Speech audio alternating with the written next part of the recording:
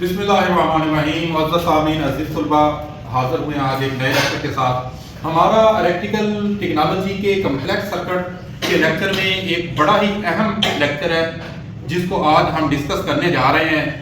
वो है जी कर्चफ लॉ। कर्चफ एक साइंसदान था जिसने 1847 में एक कानून पेश किया था।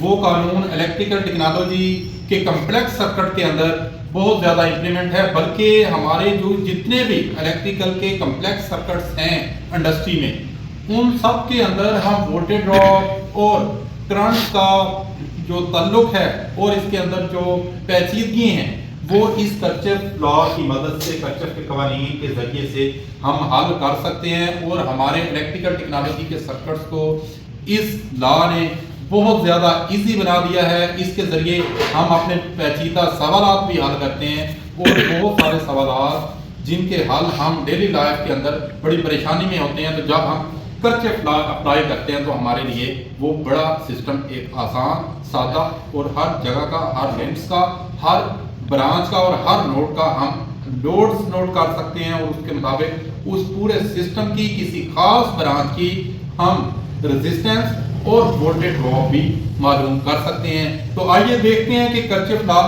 था क्या। बेसिकली ये दो कानून इसमें लाए गए हैं, लेकिन इसमें जो पहला कानून है वो बेस बनता है दूसरे कानून की। पहला और दूसरा कानून दोनों समय के हम इलेक्ट्रिकल के पेचीदा सर्किट्स के सवाल हल कर सकते हैं। इंशाल्लाह हम नेक्स्ट लेक्चर में ये भी देखेंगे कि इन कम्प्लेक्स क्वेश्चंस को कर्चफ लॉ की मदद से हल कैसे किया जा सकता है। लेकिन इसमें फर्स्ट लॉ में जो बात कर रहे हैं, फर्स्ट लॉ को करंट लॉ या पॉइंट लॉ के नाम से मंसूब उन्होंने किया गया है। तो ये क्या है जी कि यहाँ पे अगर किसी खास जंक्शन पे इलेक्ट्रिकल सर्किट के किसी एक जंक्शन को ले लें, तो हम उस जंक्शन पर आने वाली तमाम करंट्स और उस जंक्शन से पास आउट होने वाली, आगे जाने वाली तमाम करंट्स का मजमूआ बराबर होता है। यानी आने वाली करंट्स का मजमूआ और उस जंक्शन से जो जा रही है आगे करंट, उनका मजमूआ ये आपस में बराबर होते हैं। तो ये यहाँ पे एक डायग्राम बनाई गई है। देखें, इस जंक्शन जिसका नाम हम ए कह देते हैं, ए जंक्शन पे जो आ रही है करंट हमारे पास, एक ये लाइन आ रही है I1 करंट की इस जंक्शन पे आ रही है, दूसरी लाइन आ रही है आने वाली I4 की आ रही है। ये दो लाइनें इस जंक्शन पे आ रही हैं और जो इस जंक्शन से बाहर करंट्स आउट हो रही हैं वो I2 है, I3 है और I5, ये करंट्स इससे आउट हो रही हैं। अब कर्चफ क्या कहता है? कर्चफ कहते हैं कि इस जंक्शन पे मजमूई तौर पे जो करंट्स का रिजल्ट होगा ये सिफर होगा।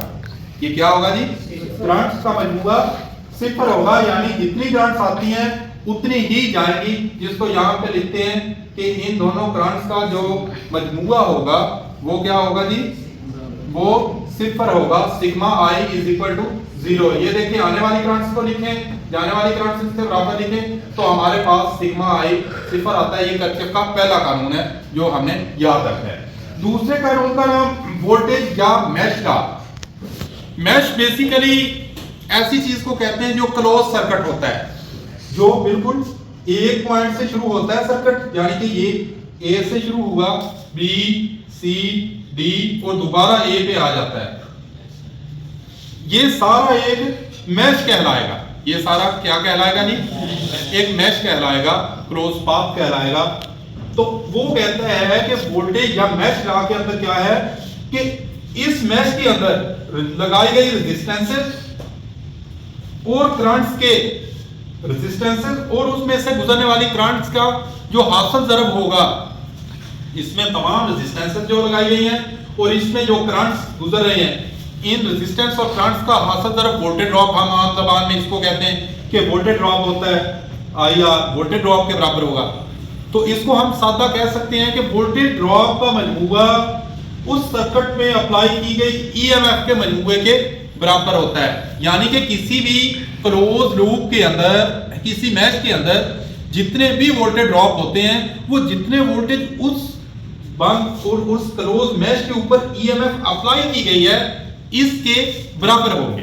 कोई फर्क नहीं होगा, जितने अप्लाई किए गए हैं उससे ना ज्यादा हो सकते ना कम हो गए, वोल्टेज ड्रॉप का मजमूआ अप्लाई की गई ईएमएफ के मजमूआ के बराबर होता है। यानी कि ये देखें IR1 यहाँ पे ड्रॉप हो गए, फिर आगे ड्रॉप हो रहे हैं, तो इसमें दो सोर्सेज अगर लगाई गई हैं तो ये जितने भी उनके ड्रॉप्स हैं इन सोर्सेज के बराबर होगा। तो इसको फिर हम अगर इधर ले आए तो कह सकते हैं कि सिग्मा IR बराबर है plus sigma E is equal to 0, क्योंकि जितना ये है उतना ही ये है। ये अगर माइनस वाले इधर ले आए तो हमारे पास क्या हो जाएगा, ये 0 आ जाएगा, ये उसका फर्क आएगा यहाँ पे, सॉरी, ठीक है जी। तो ये 0 के बराबर होगा।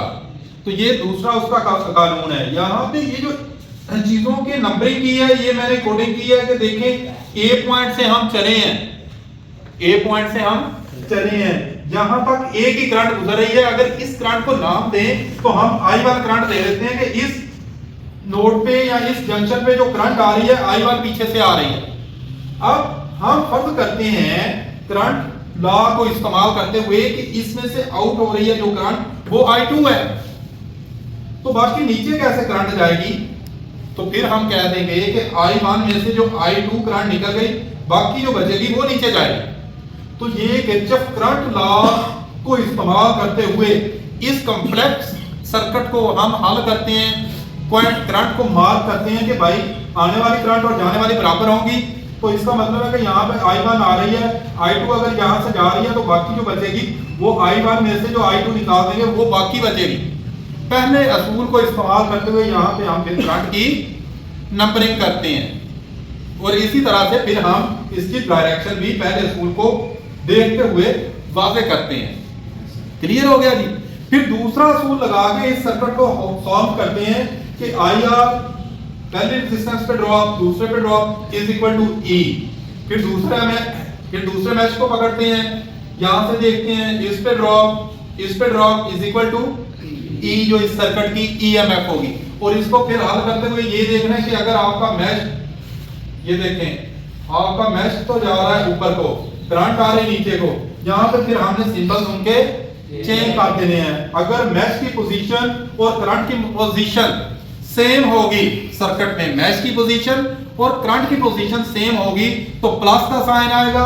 अगर हमारा करंट नीचे को आ रहा है लेकिन हमारा मैच इस बैटरी पॉइंट से ऊपर को जा रहा है तो इस करंट की पोजीशन हम क्या लगाएंगे, वोल्टेज ड्रॉप की नेगेटिव में लगाएंगे।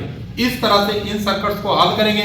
नेक्स्ट हम लेक्चर में कोई एक दो प्रॉब्लम इसका डिस्कस करेंगे कि किरचॉफ के कानून उसके ऊपर इंप्लीमेंट करके हम देखेंगे सर्किट को, एक रियल टाइम एग्जांपल लेके सर्किट को हल करेंगे। तो यहाँ पे बताना आपको दो कवानीन था, किरचॉफ करंट लॉ, किसी पॉइंट पे आने वाली करंट और जाने वाली बराबर होती है, और किरचॉफ मैच लॉ के क्लोज लूप के अंदर देखें तो वोल्टेज ड्रॉप का मजमूआ उस सर्किट पे अप्लाई की गई EMF के मजमूआ के बराबर होता है। तो ये थे किरचॉफ के कवानीन जो कॉम्प्लेक्स नेटवर्क पे अप्लाई होते हैं। अपना बहुत सा ख्याल रखिएगा। अगर कोई क्वेश्चन हो तो कमेंट सेक्शन में जरूर लिखिएगा। मिलेंगे अपने नेक्स्ट लेक्चर के साथ। अल्लाह हाफिज़।